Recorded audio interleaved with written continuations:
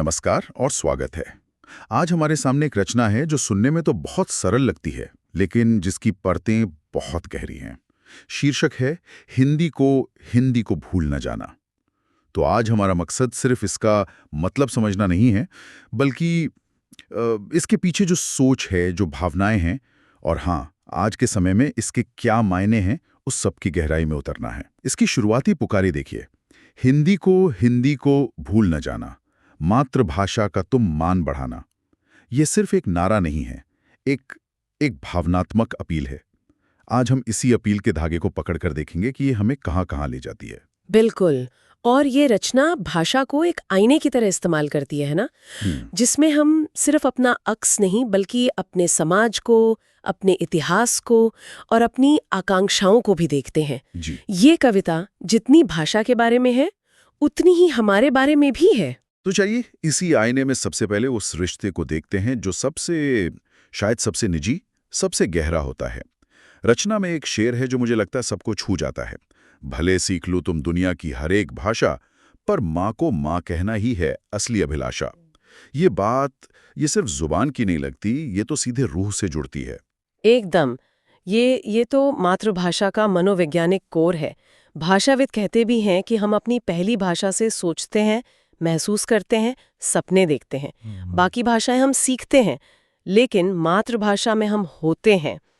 माँ शब्द में जो वजन है, जो भावना है, वो मदर या मम्मी में अनुवाद तो हो सकता है, पर वो अनुभव नहीं हो सकता। ये पंक्ति उसी पहले सबसे पवित्र रिश्ते की दुहाई देती है। और इसी पारिवारिक रिश्ते की डोर को पकड़कर शायर एक और बहुत दिलचस्प बात कहता है। देवनागरी जिसकी लिपि है, उर्दू मौसी जुबान है। मैं यहाँ आकर सच में रुक गया।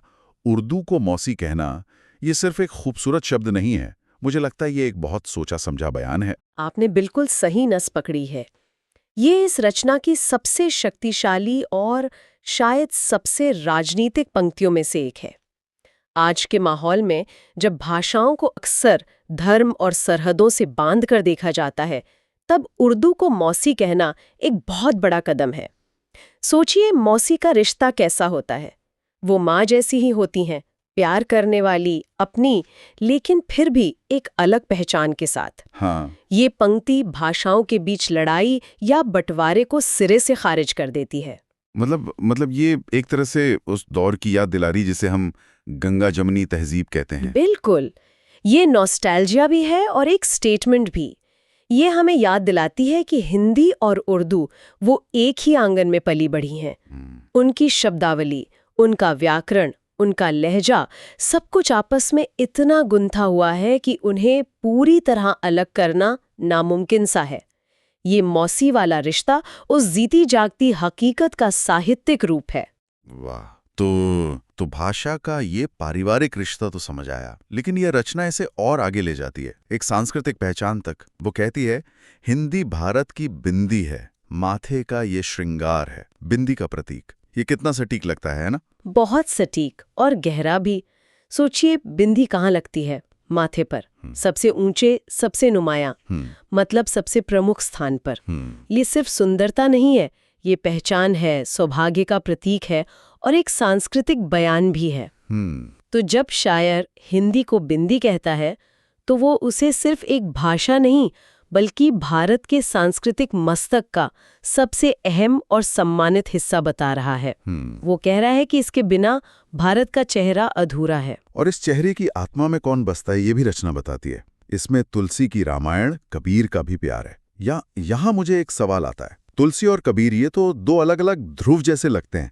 एक मर्यादा और सगुण भक्ति की बात करते हैं, दूसरे समाज पर चोट करते हैं और निर्गुण की। क्या इन दोनों को एक साथ रखना एक तरह का सरलीकरण नहीं है? ये सवाल बहुत जरूरी है और पहली नजर में हाँ, ये सरलीकरण लग सकता है, लेकिन अगर गहराई से देखें तो ये हिंदी की सबसे बड़ी ताकत को दिखाता है, उसकी विशालता, उसकी समावेशिता।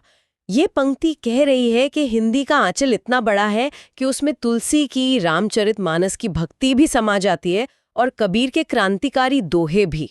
ये किसी एक विचारधारा की भाषा नहीं है। सही। ये उस राजा की भाषा है जो राम की कथा कहता है और उस फकीर की भी जो पोथी पड़ी पड़ी जग मुआ कहकर सबको चुनौती देता है। ये हिंदी के लोकतांत्रिक चरित्र को दिखाता है। अच्छा, तो ये विरोधाभास नहीं बल्कि भाषा का विस्तार है। ये एक दिलचस्प नजरिया है। तो हमने भाषा को परिवार और संस्कृति के आईने में देखा, लेकिन अब ये रचना एक और बड़ा कदम उठाती है और इसे राष्ट्र से जोड़ती है। यहां पर वो पंक्ति आती है जो सबसे ज्यादा गूंजती है, हिंदी बोलो, हिंदी बोलो, हिंदी से हिंदुस्तान है। हाँ, और यहीं पर बातचीत और भी जटिल और जरूरी हो जाती है। ये एक बहुत शक्तिशाली और भावनात्मक दावा है। शक्तिशाली तो है, पर मेरा सवाल यह है कि क्या इसमें एक खतरा भी है? मतलब भारत, जहां संविधान 22 भाषाओं को मान्यता देता है और जहां हजारों बोलियां हैं, वहां हिंदी से हिंदुस्तान है कहना क्या बाकी भाषाएं बोलने वालों को थोड़ा अलग थलग महसूस नहीं करा सकता? आपका सवाल बिल्कुल जायज है और इस पर बात होनी ही चाहिए। अगर इस पंक्ति को अकेले देखें तो ऐसा लग सकता है, लेकिन हमें इसे कविता के पूरे संदर्भ में देखना होगा। शायर तुरंत बात कहता है, सरहद पर जो खड़ा सिपाही, उसकी ये हुंकार है, पूर्व पश्चिम उत्तर दक्षिण हिंदी से ही प्यार है। यहाँ जोर प्यार पर है, जबरदस्ती पर नहीं। तो आप कह रही हैं कि ये एक जुड़ने वाली भाषा के तौर पर देखी जा रही है, थोपने वाली भाषा के तौर पर नहीं? मैं कह रही हूं कि कविता का इरादा यही लगता है। वो सिपाही जो सरहद पर खड़ा है, वो शायद तमिलनाडु से हो या बंगाल से या गुजरात से, उसकी अपनी एक खूबसूरत मातृभाषा है, लेकिन जब उससे अपने साथी से जो शायद पंजाब या नागालैंड से है बात करनी होती है, तो एक संपर्क भाषा की जरूरत पड़ती है। ऐतिहासिक रूप से वो भूमिका हिंदी ने निभाई है। तो यहाँ हिंदी को एक ऐसी डोर के रूप में दिखाया गया है जो इस विविधता को एक साथ पिरोती है। ये एक राष्ट्र एक भाषा का तर्क नहीं, बल्कि अनेकता में एकता के सूत्र का तर्क है। और इस सूत्र को और मजबूत करने के लिए शायर बलिदान का जिक्र ले आता है। रेत पर जो लिखी थी इबारत, वो खून का निशान है, शहीदों की कुर्बानी से महकता यह हिंदुस्तान है। ये तो भाषा को सीधे सीधे राष्ट्रीय शहादत से जोड़ देता है। और ये बहुत गहरा कनेक्शन है। इसका मतलब है कि भाषा सिर्फ बातचीत का जरिया नहीं है, ये हमारे कलेक्टिव मेमोरी, हमारी सामूहिक याददाश्त की वाहक है। आज़ादी की लड़ाई के नारे, शहीदों की आखिरी चिट्ठियां, वो गीत जिन्होंने पूरे देश में जोश भरा, वो सब इसी भाषा में तो थे। सही बात है। तो जब हम हिंदी बोलते हैं तो हम सिर्फ शब्द नहीं बोलते, हम उन कुर्बानियों की विरासत को आगे बढ़ाते हैं। भाषा यहाँ इतिहास की साक्षी बन जाती है। तो ये भाषा को एक जिम्मेदारी भी देती है उस इतिहास को जिंदा रखने की। बलिदान और सरहद की इन गंभीर बातों से आगे बढ़कर रचना का मिजाज आखिर में बदलता है। वो एक जश्न के मोड में आ जाती है। मितवा की ये तान निराली भारत माँ की शान है, देश के हर एक कोने में गूंजता ये गान है। मितवा शब्द का चुनाव बड़ा दिलचस्प है। बहुत दिलचस्प, क्योंकि मितवा अकादमिक हिंदी का शब्द नहीं है, ये सीधा हिंदी सिनेमा से आता है। ये शब्द हमें तुरंत किसी खेत में गाते हुए हीरो हीरोइन की याद दिलाता है, और यही इसकी खूबसूरती है। शायर ये बता रहा है कि हिंदी का फैलाव सरकारी दफ्तरों या किताबों से नहीं हुआ, बल्कि लोकप्रिय संस्कृति, खासकर सिनेमा और संगीत के जरिए हुआ है। हाँ, ये तो है। ये वो सॉफ्ट पावर है जो दिलों को जोड़ती है। चेन्नई में बैठा कोई इंसान शायद हिंदी ना बोलता हो, लेकिन वो मितवा का मतलब महसूस कर सकता है। ये हिंदी का सबसे सहज और स्वीकार्य रूप है। ये तो बिल्कुल सही बात है। और इसी जश्न के साथ एक व्यक्तिगत गौरव की भावना भी जुड़ती है। अंतिम शेर कहता है, सितारा बन के चमकूंगा मैं फलक के सीने पे, मुझे फख्र है अपनी हिंदी पे और इस जमीन पर। अब तक बात समाज, संस्कृति, राष्ट्र की हो रही थी, और यहां अचानक मैं आ जाता है। और ये बहुत जरूरी बदलाव है, क्योंकि कोई भी पहचान तब तक अधूरी है जब तक वो व्यक्तिगत गौरव का हिस्सा न बने। ये शेर कह रहा है कि मेरी भाषा मेरी कमजोरी नहीं, मेरी ताकत है। इसी भाषा और इसी जमीन से जुड़कर मैं आसमान में सितारे की तरह चमकने का सपना देख सकता हूँ। मतलब ये भाषा को पछड़ेपन से नहीं बल्कि एस्पिरेशन से जोड़ता है। बिल्कुल, ये कह रहा है कि अपनी जड़ों पर खड़े होकर ही आप आसमान छू सकते हैं। और फिर अंत में रचना वहीं लौट आती है जहां से शायद उसे सबसे ज्यादा जिंदगी मिलती है, लोगों के बीच। मुशायरा हो या महफिल, हिंदी मेरी जान है, हिंदी बोलो, हिंदी बोलो, हिंदी से हिंदुस्तान है। ये एक परफेक्ट सर्कल है। मुशायरा और महफिल इस बात का प्रतीक है कि हिंदी एक जीती जागती, सांस लेती हुई परंपरा है। ये म्यूजियम में रखी हुई कोई चीज नहीं है, ये लोगों की बैठकों में, उनके गीतों और उनकी शायरी में जिंदा है। रचना एक भावनात्मक अपील से शुरू हुई, सांस्कृतिक और राष्ट्रीय पहचान से गुजरी, और अंत में एक जीवंत जश्न मनाती हुई परंपरा पर आकर खत्म होती है। इस पूरी बातचीत को समेटे तो ये रचना हिंदी को सिर्फ एक भाषा के तौर पर नहीं देखती। ये उसे एक माँ के दुलार में, एक मौसी के अपनेपन में, माथे की बिंदी की पहचान में, तुलसी और कबीर की साझा विरासत में, सरहद पर खड़े सिपाही की एकता की हुंकार में और एक नौजवान के सितारा बनने के सपने में देखती है। बहुत खूबसूरती से कहा आपने। और एक आखिरी बात यह है कि ये रचना भाषा के सम्मान को आत्मसम्मान से जोड़ती है। ये कहती है कि अपनी भाषा का मान बढ़ाना असल में अपनी कहानी, अपने इतिहास और अपने भविष्य का मान बढ़ाना है। ये भाषा को जड़ों से भी जोड़ती है और परवाज मतलब उड़ान से भी। तो इसी के साथ सुनने वालों के लिए एक सवाल छोड़ जाते हैं। इस रचना में भाषा को संस्कृति, पहचान और राष्ट्र से जोड़ा गया है। यह सोचने वाली बात है कि किसी व्यक्ति के जीवन में उसकी भाषा इन तीनों में से सबसे गहरा संबंध किससे बनाती है और वो संबंध समय के साथ कैसे बदलता है।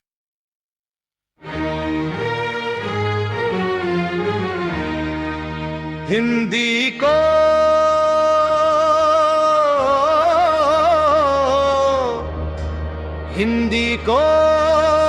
भूल न जाना, हिंदी को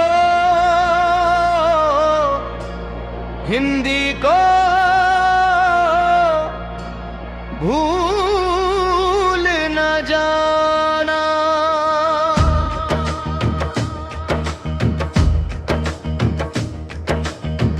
मातृभाषा का तुम मान बढ़ाना,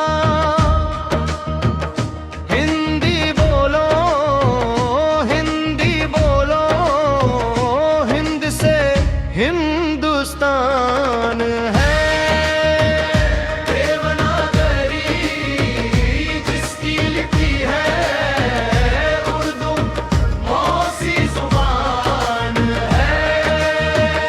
हिंदी भारत की बिंदी है, माथे का ये श्रृंगार है। इसमें तुलसी की रामायण, कबीर का भी प्यार है। शेर शेर सीख लो तुम दुनिया की हर एक भाषा, परमान को माँ कहना ही है असली अभिलाषा।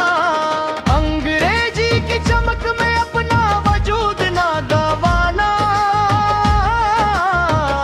हिंदी को भूल न जाना, हिंदी को भूल न जाना। सरहद पर जो खड़ा सिपाही उसकी ये हुंकार है। पूरब पश्चिम उत्तर दक्षिण हिंदी से ही प्यार है। मिट्टी की खुशबू से महकता हुआ ये चमन है। हिंदी की गोद में बसा मेरा सारा वतन है।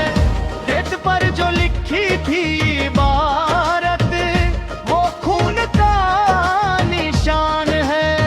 शहीदों की कुर्बानी से महकता ये हिंदुस्तान है। हिंदी बोलो, हिंदी से हिंदुस्तान है। देवनागरी जिसकी लिखी है उर्दू मौसी जुबान है। रितवा की ये तान निराली भारत माँ की शान है। देश के हर एक कोने में गूंजता ये गान